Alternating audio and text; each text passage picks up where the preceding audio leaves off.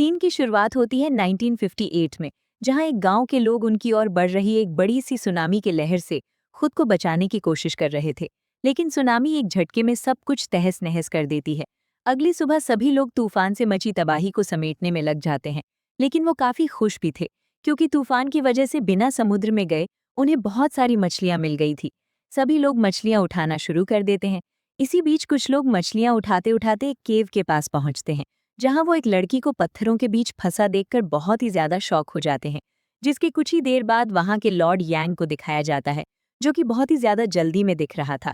वहीं एक बुजुर्ग आदमी उसे उसी लेडी के पास लेकर जाता है, जो उस केव में मिली थी।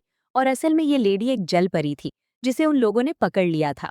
वो आदमी उसे छूने की कोशिश करता है, पर वो बुजुर्ग उसे कहता है कि जल परी किसी को भी छूकर उनकी मेमोरीज मिटा सकती है।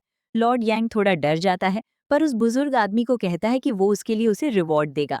साथ ही वो अपनी न्यूली अपॉइंटेड मेयर के पहुंचने का इंतजार भी कर रहा था। इसी बीच दिखाया जाता है मेयर डेम रैंग को, जो अपने काफिले के साथ वापस आ रहा था। और इसी दौरान उसके हाथ के एक ब्रेसलेट को भी दिखाया जाता है। सीन शिफ्ट होता है उसी रात में, जहां लॉर्ड यांग ने मेयर के आने पर एक पार्टी ऑर्गेनाइज करी थी, जहां वो उसकी पूरी चापलूसी कर रहा था। लॉर्ड यांग बातों ही बातों में मेयर से जलपरी के बारे में भी बात करता है, लेकिन वहां पर बैठे सभी लोग इसे बस मनगढ़ंत कहानियां बताने लगते हैं। और अगले ही पल वो मेयर को उसी जलपरी को दिखाने की तैयारी शुरू कर देता है। जलपरी को देखते ही मेयर भी बहुत ही ज्यादा हैरान हो जाता है, क्योंकि उस जलपरी की आंखों में आंसू थे। मेयर यांग को कहता है कि वो उसे नजदीक से देखना चाहता है।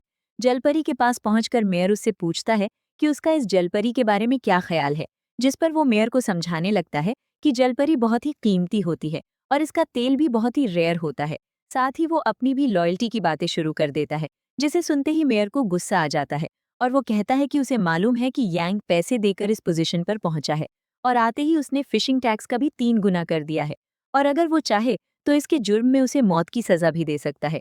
ये सुनकर यांग डर से मेयर को कहता है कि जो भी वो कहेंगे वो वैसा ही करेगा। और ये कहते ही अगले सीन में उस जलपरी को देखते हैं, जिसे मेयर ने आजाद करवा दिया था। यांग भी दूर से ये सब देख रहा था। साथ ही वो गुस्से में ये भी प्रॉमिस करता है कि वो कुछ भी करके उसे वापस पकड़ लेगा। दूसरी तरफ मेयर भी अपनी बोट से जलपरी को जाते देख रहा था, कि तभी वो जलपरी वापस से उसकी बोट के नजदीक आती है और उसकी ओर अपना हाथ बढ़ाती है। मेयर भी झुककर उसका हाथ पकड़ लेता है, और वो दोनों ही एक दूसरे को देखते रहते हैं। और इसी बीच सीन शिफ्ट होता है प्रेजेंट में, जहां उस मेयर के हमशक्ल जॉन जे को दिखाया जाता है, जो कि बहुत ही हैंडसम है, लेकिन एक बहुत ही बड़ा स्कैमर है, जिसमें उसके साथ ही नामदू और तेहू भी शामिल रहते हैं। सीन शिफ्ट होता है उन तीनों पर, जहां वो अपने अगले शिकार का वेट कर रहे थे। जिसके बाद वो तीनों ही मेंटेनेंस वर्कर्स का भेस बदलकर एक बड़ी लॉ फर्म में घुस जाते हैं, जहां सिक्योरिटी गार्ड के उनके बॉस के बारे में पूछने पर जॉन जे उसे हिप्नोटाइज कर देता है, और इसका फायदा उठाकर वो तीनों वहां से निकल जाते हैं। जिसके बाद वो तीनों ही एक हेम्प्टी ऑफिस में पहुंच जाते हैं, जहां पहुंचते ही जॉन जे अपना भेस बदलकर एक लॉयर बन जाता है। वहीं दूसरी ओर क्लाइंट्स के पहुंचने से पहले ही तेहो रूफटॉप से उनके कंप्यूटर्स को हैक करके सारी इन्फॉर्मेशन उन्हें दे देता है। साथ ही वो जैसे ही देखता है कि असली लॉयर वापस आ रहा है, वो थोड़ा और टाइम लेने के लिए ट्रैफिक लाइट को बार बार रेड करने लगता है। इधर नामदू क्लाइंट से बात करना स्टार्ट करता है, जो कि एक फेमस बिजनेस वुमन थी। वो एक हाई स्कूल स्टूडेंट के सुसाइड केस के चलते यहाँ आई थी, जिसने सुसाइड के पहले उस नोट में उसके लड़के का नाम मेंशन किया हुआ था। वो लेडी जॉन जे से उसके बेटे को बचाने के लिए कहती है। उधर तेहो उन्हें जैसे ही बताता है कि असली लॉयर वापस आ रहा है, नामदू लंच का बहाना बनाकर उन्हें बाहर ले जाता है। बाहर निकलते हुए एक आदमी को भी दिखाया जाता है, जिसे पुलिस ने पकड़ा हुआ था, और जिसे देखकर लग रहा था कि वो जॉन जे को जानता है। उसी समय जॉन जे भी उस लेडी को कहता है कि उसके बेटे को बचाने के लिए उसे अपने बेटे को किसी जगह पर छुपा देना चाहिए। सीन शिफ्ट होता है तीनों पर, जो अपना काम खत्म करके एयरपोर्ट पर पहुंच चुके थे, जहां से वो तीनों ही अपने अलग अलग रास्ते हो जाते हैं। जिसके बाद जॉन जे को दिखाया जाता है, जो कि प्लेन में था और अपनी वेकेशंस पर जा रहा था, जहां वो फ्लाइट अटेंडेंट से भी फ्लर्टिंग करने का कोई मौका नहीं छोड़ता।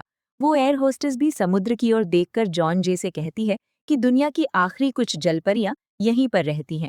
इधर सीन समुद्र में शिफ्ट होता है, जहां हमें एक जलपरी को दिखाया जाता है, जो कुछ ढूंढते हुए समुद्र के तल पर जा रही थी। और ये वही ब्रेसलेट था जो 1958 के उस मेयर का था। उस ब्रेसलेट को पहनने के बाद वो जलपरी समुद्र में सैर करना शुरू कर देती है, लेकिन उसी समय समुद्र में तेज लहरें चलना शुरू हो जाती हैं। ये तूफान किनारे बैठकर जॉन जे भी देख रहा था। वहीं वो जलपरी तूफान से बचने की कोशिश करती है, लेकिन वो उस तूफान में फंस जाती है, और जब उसे होश आता है तो वो खुद को समुद्र के किनारे पाती है, जहाँ पर उसे एक बड़ा सा पूल भी दिखाई देता है। उस पूल को देखकर जैसे ही वो बाहर आती है, वो ये देखकर शॉक हो जाती है कि अचानक से उसकी टेल पैरों में बदल गई है। वो जलपरी उस पूल में तैरना शुरू कर देती है और उसी समय जॉन जे भी वहां पहुंच जाता है। वो पूल की ओर देखता है, लेकिन उसे देखते ही वो जलपरी पूल में ही छिप जाती है। और इसी सीन के साथ ही एपिसोड यहीं पर खत्म हो जाता है। तो मिलते हैं लेजेंड ऑफ द ब्लू सी के नेक्स्ट एपिसोड के साथ। तब तक के लिए बाय।